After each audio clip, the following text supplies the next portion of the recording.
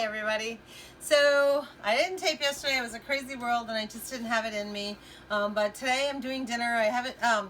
It's funny because Rosie wanted to bake with me today, so we said, okay, let's bake something and we can tape it together. We'll make a video together of cooking. And she said, okay, Nana, I want to make chocolate chip cookies. Well, we've already videoed that together, so that was a no. So we made the cookies, and we have the cookies for dessert, but we couldn't make it for a video. And I even checked, and I think I actually put chocolate chip cookies. I think I even made them twice. I counted today, by the way. I have 87 videos out there.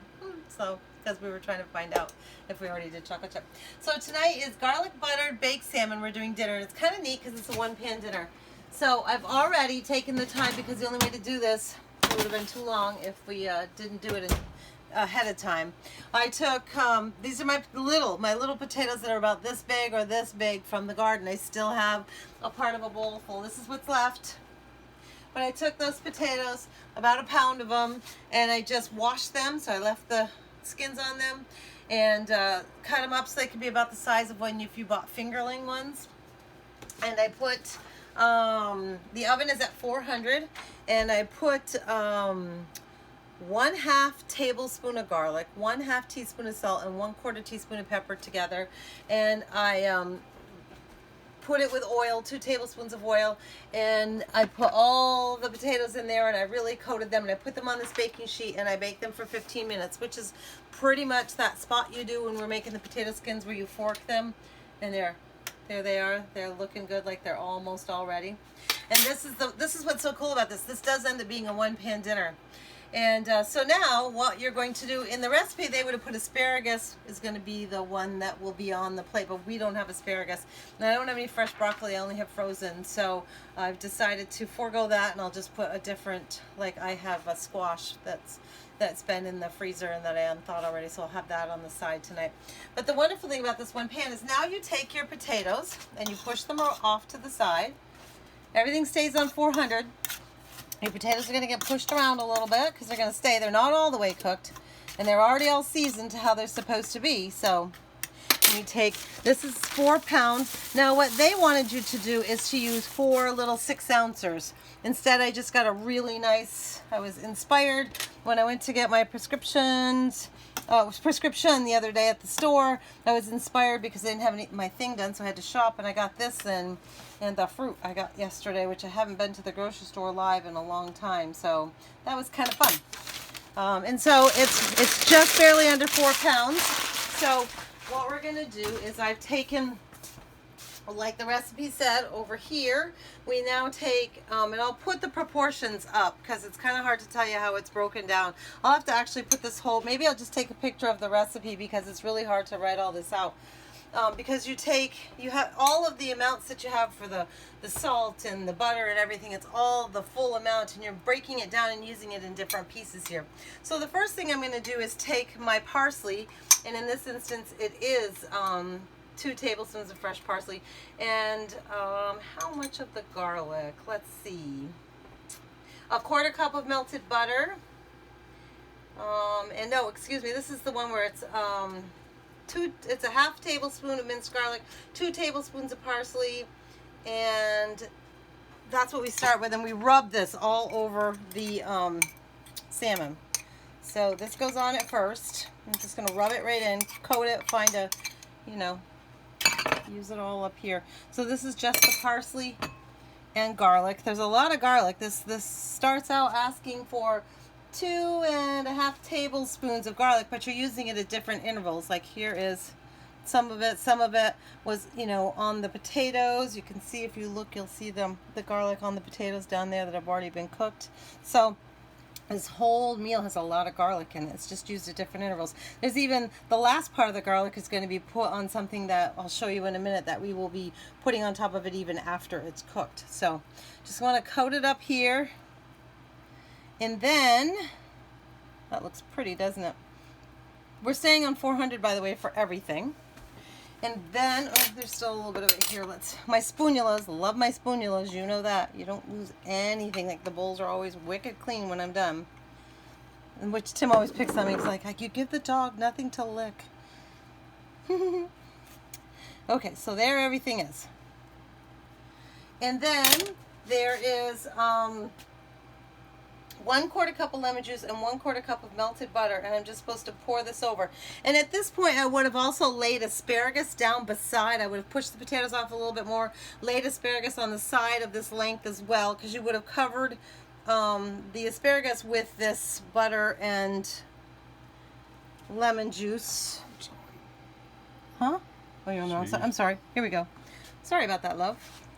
I would have definitely had the asparagus going on here too. So here we are. So this is almost 4 pounds. So I gave myself a little extra butter and a little extra lemon juice because I knew it was bigger than if you had done the 6 pounds. That would have been 24, and this is 4 pounds, just under 4 pounds. So I did compensate for that. So, and then again, you would have had the asparagus running along here, and you would have covered the asparagus and the salmon with this wonderful, and to top some more with some pepper and salt. So we've already used, that's why you have to go back and forth on this recipe, a 1/2 teaspoon of salt up here and a 1/4 teaspoon of pepper. And so they started with 1 and 1/2 teaspoons of salt. So they want you to use 1 more teaspoon of salt today. I'm just gonna go like this though. You know what? It's easier to just, right? Everybody agree? Salt and pepper. I think we're all capable of figuring out taste-wise what it's gonna look like. And Tim always goes heavy with that when he gets to the table anyways. Well, salt and pepper makes everything better. And now I return it to the oven. And it's only going to take like 10 minutes. So I've got just about enough time to go and put the squash on the stove and put more butter in it and a little bit of, probably put a little bit of, I did a beautiful, we had all those buttercup squashes. Buttercup being the round brown ones, the round green ones, and the butternut being the tall ones that actually look like a nut, the tall brown ones. We had a lot of buttercup squashes. I think I had 24 of them.